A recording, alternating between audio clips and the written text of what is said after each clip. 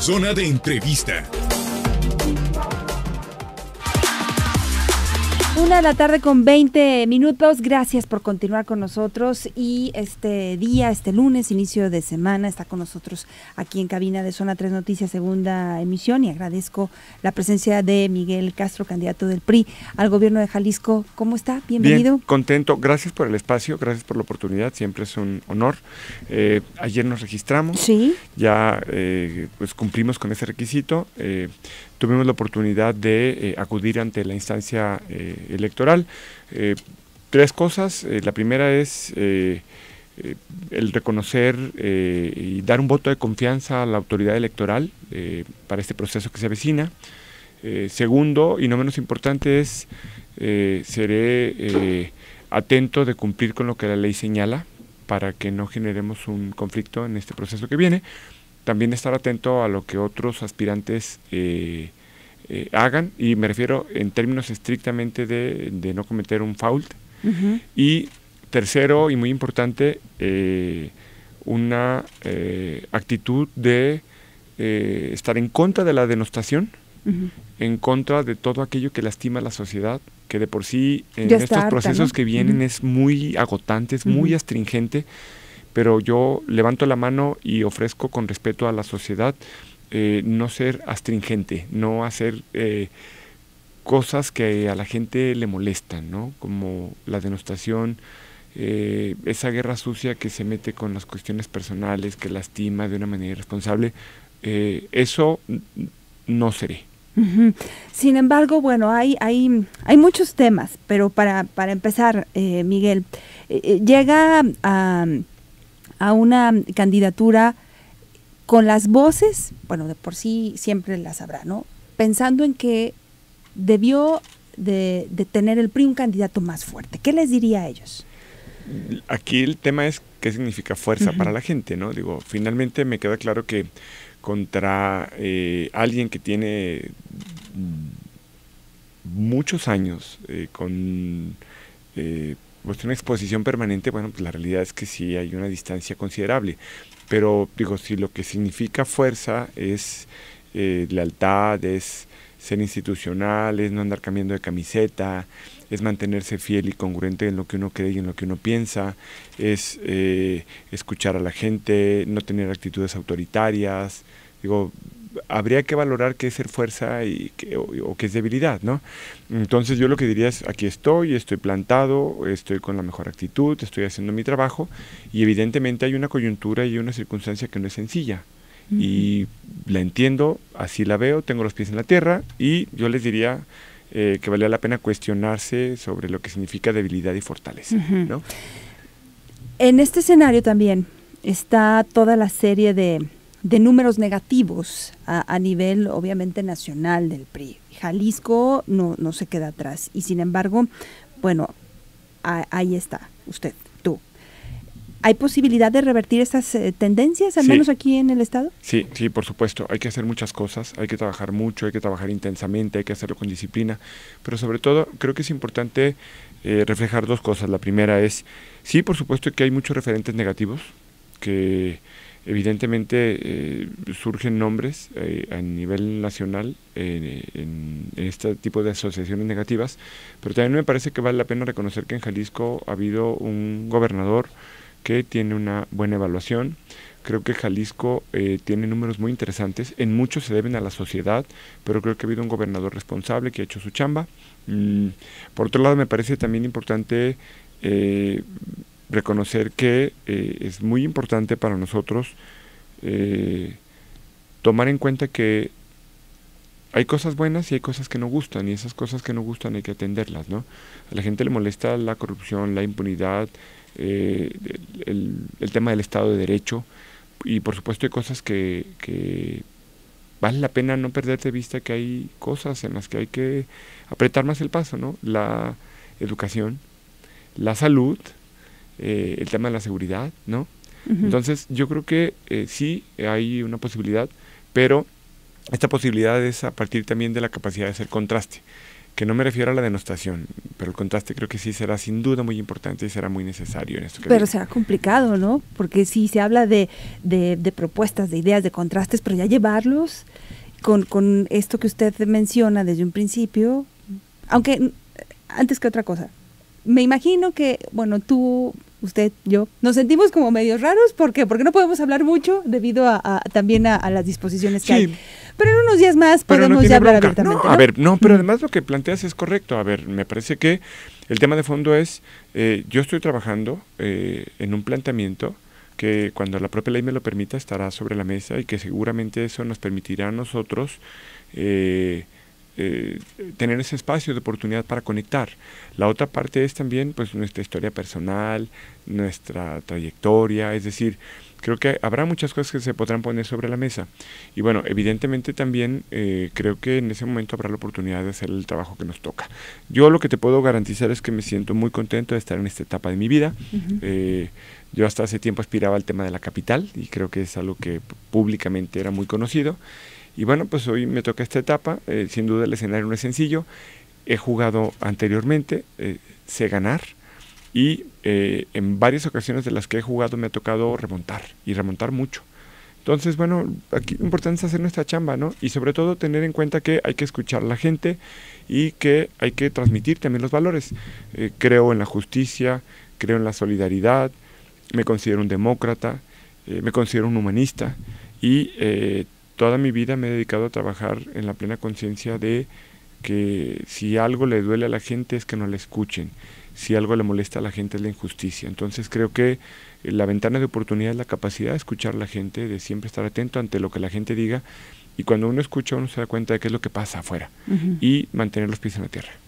Estuvo usted al frente de la Secretaría de Desarrollo e Integración Social, una dependencia obviamente que puede ser señalada por el uso de recursos, y al final cuando entran administraciones llegan otras, siempre está ahí, ¿no? Este tipo de señalamientos. ¿Qué pasa con el uso de programas sociales? ¿Se blindarán? Yo creo que se trabajó con cuidado desde un inicio. Hay un padrón único de beneficiarios que ahí está sobre la mesa. El gobierno del estado ha sido reconocido por ello. Y esa parte de chamba a mí me tocó hacerla, una parte importante de esa chamba. ¿Esto qué significa? Que cuando hay transparencia en el manejo de los programas sociales, no caes en esos vicios. La estrategia de inclusión social, la que tiene que ver con el combate a la pobreza y la desigualdad, es a partir de un diseño metodológico. Es a partir de un trabajo en conjunto en un gabinete en donde lo que se plantea es entender primero qué significan para una familia el no poder salir adelante y qué hay que hacer para que esa familia pueda estar mejor. Entonces, ya hoy el tema de los programas sociales ya no es clientelar, ya difícilmente en un estado con las condiciones o características que Jalisco tiene esto puede pasar, y esto creo que es positivo en el futuro para quien o quienes lleguen o podamos llegar. Evidentemente va a permitir que haya garantías en esto. Siempre habrá el riesgo y el apetito de poder cometer errores. Nosotros hicimos la chamba de manera ordenada, fuimos respetuosos, fuimos responsables, implementamos un programa de participación ciudadana que también se llevó a cabo con total transparencia, se trabajó con gobiernos de todos los colores, de todos los partidos, y eso fue bueno. Hay una pregunta aquí, dice que ¿cuál es su diagnóstico en el tema de seguridad? Es el señor Eulogio quien pregunta. Bueno, yo creo que hay problemas graves que hay que atender, digo, lo de estos personajes que lamentablemente se suscitó en el sur del estado, es una situación trágica, yo la lamento profundamente. Creo que tenemos que trabajar fuertemente en estos temas y bueno, me parece que debemos de estar atentos a que en materia de seguridad todavía hay mucho que se tiene que hacer. En mi diagnóstico creo que hay dos rutas. Hay una ruta que tiene que atender lo urgente, pero también hay una ruta que tiene que ver con lo importante y creo que esa parte la hemos perdido de vista. Uno, el tema de la prevención. Dos, lo que tiene que ver con la educación. Hoy hay un problema que está muy asociado con ello, que es el tema de las adicciones. Y lamentablemente vemos como niños de 11, 12 años están iniciándose ya en el consumo de drogas legales, ¿no? El alcohol, el tabaco, ese tipo de cosas son muy delicadas. Y evidentemente creo que el tema de los valores en la formación educativa, en la básica, tenemos que retomarla y fortalecerla mucho. Cuando yo era niño y cuando mis padres eran niños me platican que en la formación básica el tema del civismo era fundamental.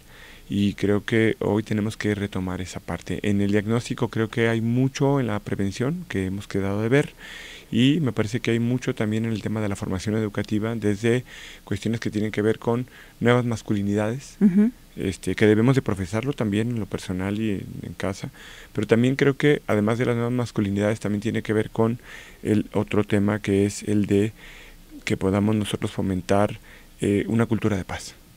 Y ahí, en mi diagnóstico, ahí hay que trabajar mucho. Con otro reto, que es el que no suene como a una transición, digamos, tranquila, sino que debe de existir un cambio de fondo, aunque se tenga esta buena intención, ¿no? Por supuesto, ¿no? Y esto, sin duda alguna, implica... Para que no parezca lo mismo. Claro, no, y además implica el que el tema del urgente no se suelte, ¿no? O sea, tú no puedes perder de vista que hay crimen organizado, tú no puedes perder de vista que los delitos del fuero común están azotando en diferentes puntos del área metropolitana de Guadalajara, y que eso a la población en general le lastima, le duele, lo vulnera. Esa sensación de vulnerabilidad cuando a alguien le roban la polvera de un carro, le dan un cristalazo en su coche, cuando a alguien le roban su bolso al ir caminando en la vía pública, el temor que alguien tiene cuando sale muy temprano por la mañana a tomar el camión, simplemente un padre, una madre que camina 3 cuadras para llevar a su hija a la parada del camión o a su hijo. Esos son los temas en los que creo que sin duda alguna debemos de no perder de vista que hay que estar atentos y no dejar de hacernos responsables en ningún momento del territorio. Cuando eres gobernante, no puedes nunca decir que hay temas que son del fuero federal y decir que por el simple hecho de que es fuero federal no te corresponde hacer la parte que te toca. Creo que hay que trabajar mucho en la inteligencia, pero también hay que trabajar mucho en el tema de lo que significa la implementación de los cuerpos de seguridad. Miguel, le preguntan que cuáles fueron los logros que usted tuvo en Tlaquepaque en las 2 gestiones como presidente municipal. Yo creo que podemos trabajar o podemos hablar de muchos temas, ¿no? En la primera ocasión como alcalde yo significaría 2 temas importantes, ¿no? Podría hablar de más, pero hablaría de 2 que me parece que son clave. El haber dotado a miles de familias de servicios básicos. Hay un tema que yo creo que si lo recordamos, lo podemos refrescar mucho a la memoria, fue el tema de agua potable en el Cerro del Cuatro. El tema del centro histórico. Fuimos el primer municipio del área metropolitana de Guadalajara que intervino en su centro histórico para mejorar sus condiciones. Hoy a mí me da muchísimo gusto cuando voy a Tlaquepaque los fines de semana y veo las calles llenas de turismo local, de turismo metropolitano y también de turismo internacional. Haber quitado postes, cables, haber modificado el entorno del centro histórico fue muy padre, y además después lo hizo Guadalajara, después lo hizo Zapopan, y son 2 elementos que ahí están. Y bueno, en la segunda ocasión, sin duda alguna, yo creo que el tema de la movilidad en la zona sur, creo que fue un elemento también clave, fue muy importante en este trabajo, y bueno, creo que al final del camino me parece que hay un común denominador, y es que en el inter de las 2 administraciones que me correspondió hacer gobierno, hubo un gobierno con un color y una divisa diferente a la mía. Ese gobierno y los 2 periodos que me tocaron a mí, en lugar de regatearnos, que pudiéramos caminar, compartimos información, compartimos proyectos, y en esa década nos tocó hacer cambios importantes.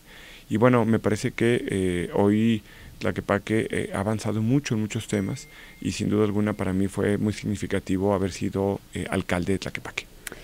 Hay otra pregunta, dice terminación 59. ¿Por qué cada aspirante, y qué le contesta Miguel? Porque seguramente va a ser el inicio de muchos cuestionamientos por parte de la ciudadanía, ¿no? Sin problema, lo que sea, con mucho gusto. Radioescuchas.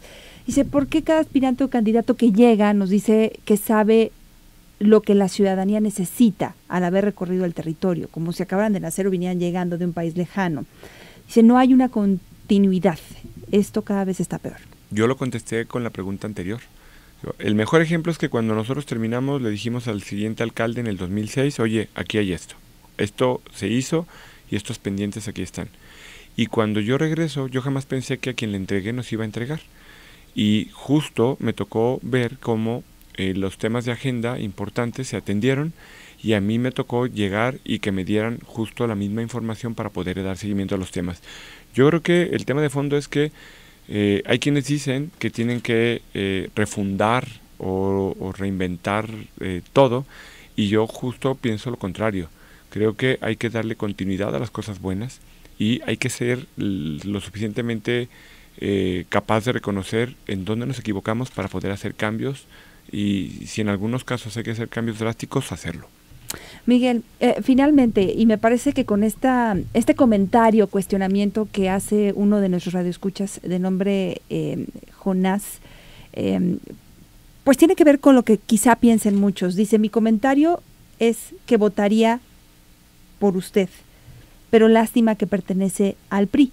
Puede hablar bien y bonito, pero su partido ha decepcionado tanto que sospechamos que puede estar contagiado con todo lo echado a perder de ese partido.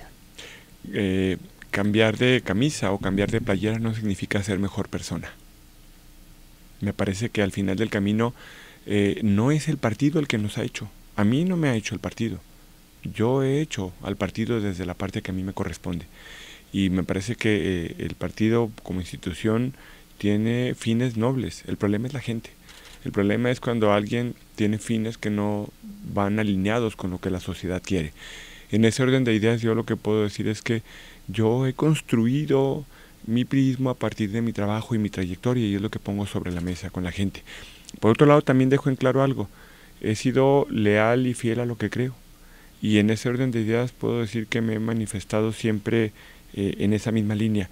Yo no soy de los que cree que cambiar de camiseta es lo correcto solamente por una obsesión de poder. ¿Listo ya para empezar este camino? Listísimo. En los próximos días. ¿Qué viene? Mucho trabajo, de hecho desde el 11 de diciembre, que fue cuando se da a conocer lo de mi, en aquel tiempo, anuncio de precandidatura, hasta el día de hoy, solamente 2 días he descansado las 24 horas. Y eso es un decir, ¿no? No tuve actividades públicas, el 25 de diciembre y el 1 de enero. Pero no he descansado un solo día y pues me he dedicado en cuerpo y alma a trabajar. Estoy haciendo lo que me corresponde, lo haré con una total entrega, lo haré con pasión, lo haré con un gran cariño, y por supuesto estoy consciente que mi chamba es una contribución social.